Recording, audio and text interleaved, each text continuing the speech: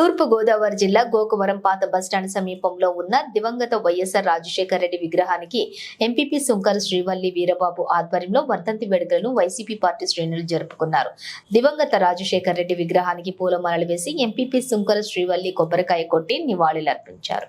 ఈ కార్యక్రమానికి విచ్చేసిన జగ్గంపేట నియోజకవర్గం ఇన్ఛార్జి తోట నరసింహులు తమ తనయుడు తోట రామ్జీ రాజశేఖర్ రెడ్డికి నివాళులర్పించారు.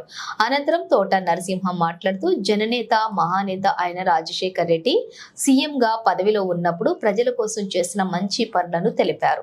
ఈ కార్యక్రమంలోని వైసీపీ పార్టీ శ్రేణులు, కార్యకర్తలు, నాయకులు, అభిమానులు భారీ ఎత్తున పాల్గొన్నారు. నియోజకవర్గం ఉన్నటువంటి గోకవరం నుంచి మొదలుపెట్టారు. మరి ఇక్కడ డిగ్రీ కాలేజీలో కూడా మీటింగ్ పెట్టి అనేక కార్యక్రమాలు కూడా చేసుకుని వెళ్ళినటువంటి వ్యక్తి రాజశేఖర రెడ్డి గారు. మరి ఆయన గురించి చెప్పాలంటే ఆయన చేసిన సంక్షేమానికి బాట వేసినటువంటి వ్యక్తి. ఆయన అడుగుజాడల్లోనే మరి ఈరోజు మన రాష్ట్ర ముఖ్యమంత్రిగా చేసినటువంటి శ్రీ వైఎస్ జగన్మోహన్ రెడ్డి గారు మరి గత 5 సంవత్సరాలు ముఖ్యమంత్రిగా చేశారు. చేసిన 5 సంవత్సరాల్లోని 2,55,000 కోట్ల రూపాయలు ప్రజల కోసం సంక్షేమాన్ని పంచిపెట్టిన వ్యక్తి శ్రీ వైఎస్ జగన్మోహన్ రెడ్డి గారు. తండ్రి బాటలో సంక్షేమాన్ని ముందుకు తీసుకెళ్లారు. ఆయన సంక్షేమానికి అద్దం రాజశేఖర రెడ్డి గారు, ఆ అద్దానికి పరమార్థం చెప్పిన వ్యక్తి శ్రీ వైఎస్ జగన్మోహన్ రెడ్డి గారు. ఆ రకంగా జగన్మోహన్ రెడ్డి గారు తండ్రి అడుగుజాడల్లో మరి నడుస్తూ వెళ్ళారు.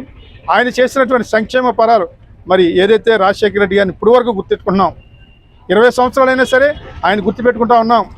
ఆయన మరి ఆ రకంగా ఈ సెప్టెంబర్ 2వ తారీఖున ఆ దుర్దినం ఈరోజు మరి ఆ రోజు జరగకపోయి ఉంటే ఈ రోజు వరకు కూడా ఈ రాష్ట్రానికి, ఉమ్మడి రాష్ట్రానికి ఆంధ్రప్రదేశ్ ముఖ్యమంత్రిగా ఉండేటువంటి వ్యక్తి. తెలంగాణ ఉండదు, విభజన కూడా లేకపోను, కంబైన్డ్ రాష్ట్రంగానే మనకు ఉండును. ఆ కంబైన్డ్ రాష్ట్రానికి, ఉమ్మడి రాష్ట్రానికి ఏకైక ముఖ్యమంత్రిగా 2004 నుంచి ఈరోజు 2024 వరకు కూడా రాజశేఖర రెడ్డి గారు ఉండేటువంటి విధానం ఈ రాష్ట్రంలో కొనసాగాలి. మరి తండ్రి అకాల మరణం చెందినా సరే ఎక్కడ కూడా మరి భయపడకుండా, ఎక్కడ కూడా ఏ రకమైనటువంటి ఇబ్బందులు పడకుండా జగన్మోహన్ రెడ్డి గారు కూడా తండ్రి బాటలో నడుస్తూ ఆ కార్యక్రమాలన్నీ కూడా యథావిధిగా కొనసాగించడం కూడా జరిగింది.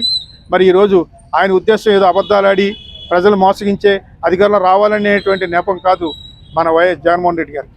మనం చేసే పనులు ప్రజలు చెయ్యాలి, అప్పుడే మన ప్రజల దగ్గరికి వెళ్ళగలం అనేటువంటి విధంగా చేశారు. మనం ఉదాహరణ చూస్తూ ఉన్నాం.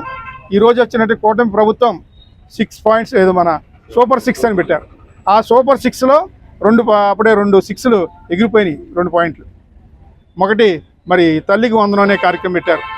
4 వరకు 15,000 చొప్పున నలుగురికి ఇచ్చేస్తూ ఉన్నారు. ఆ 15 నీకు 15 అని చెప్పుకుంటే వెళ్ళారు తప్ప ఆ 15 వచ్చే సంవత్సరానికి పొడిగించారు. అలాగే 3 సిలిండర్లు అన్నారు. ఆ 3 సిలిండర్లు కూడా వచ్చే సంవత్సరానికి ప్రవేశపెట్టారు. ఇలా చెప్పుకుని పోతే అనేక రకాలుగా వారు అబద్ధాలతో అధికారులకు వచ్చారు. అయినా సరే మరి ఎవ్వరు కూడా నిరుత్సాహం పడడం పర్లేదు. ప్రభుత్వం ఈరోజు గెలుపోవటం సహజం. మరి వైఎస్ జగన్మోహన్ రెడ్డి గారు మరొక్కసారి అధికారులకు రావడం జరుగుతుంది. వైఎస్ఆర్ కాంగ్రెస్ పార్టీ రాష్ట్రంలో అధికారులకు రావడం జరుగుతుంది. అప్పుడు మనం అనేక రకాలైనటువంటి సంక్షేమ కార్యక్రమాలని కొనసాగించే దిశగా మన ప్రభుత్వం కొనసాగడం జరుగుతుంది. మరి ఎవరు కూడా ఏ రకమైన నిరుత్సాహం పడకుండా మరి ఈ ప్రభుత్వం చేస్తున్నటువంటి కార్యక్రమాలు కూడా మనం ఒక్కసారి చూస్తూ ఉండాలి. ఆ చూసినటువంటి ప్రభుత్వం చేసే కార్యక్రమాలు ఎప్పటికప్పుడు ప్రజలకు తెలియజేయవలసినటువంటి బాధ్యత మన అందరి మీద ఉంటుంది. కాబట్టి ఆ రకంగా ముందుకెళ్ళవలసిన అవసరం కూడా ఉంటుంది.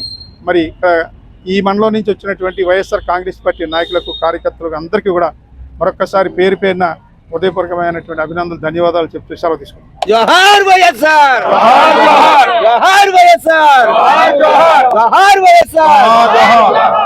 ఇప్పుడు మన వాళ్ళందరూ